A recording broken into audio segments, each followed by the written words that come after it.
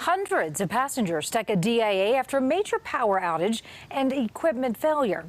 Thanks for being with us tonight. I'm Karen Lee. I'm Jim Benneman. Airport operations back to normal at this hour, but earlier this evening, long lines at security and a backup at baggage claim.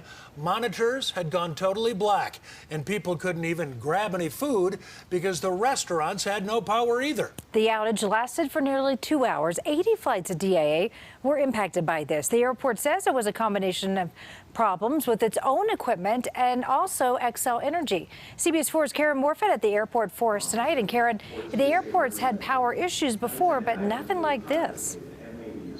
No, Karen, a spokesperson for the airport tells me that a full power outage, which is what they saw here today, is very rare. They say that's because they have a redundant feed and those backup generators that should kick in should that happen. Today, that outage lasted nearly 2 hours, like you said, and they still are trying to investigate exactly what went wrong. Travelers making their way through any airport typically plan to run into delays with security, baggage claim, or even their flight. But a power outage isn't on the top of that list. I don't know how long it was.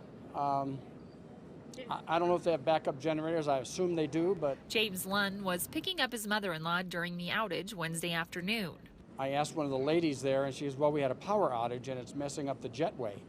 The impact for him was minimal, but passengers in each concourse saw the effect.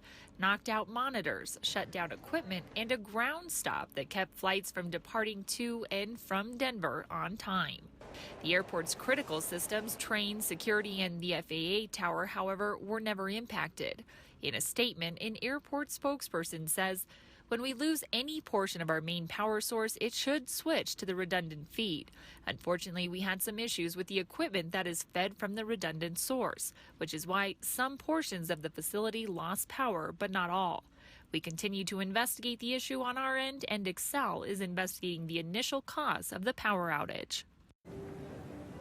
Now, overall, just 80 flights out of about 1,700 daily flights were impacted. But for those passengers on those 80 flights, it's kind of had a ripple effect. We were able to talk to a number of people who just arrived into Denver kind of late. Some of them were unable to make their car rental reservations, so they missed them altogether. Others were having trouble finding their luggage. For now, we're live at DIA. Karen Morfitt covering Colorado First.